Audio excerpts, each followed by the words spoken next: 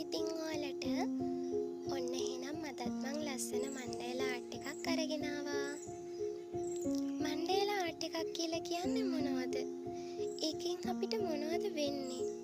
මෙන්න මේ වගේ ප්‍රශ්න ටිකක් ඔයාලට එන්න පුළුවන්.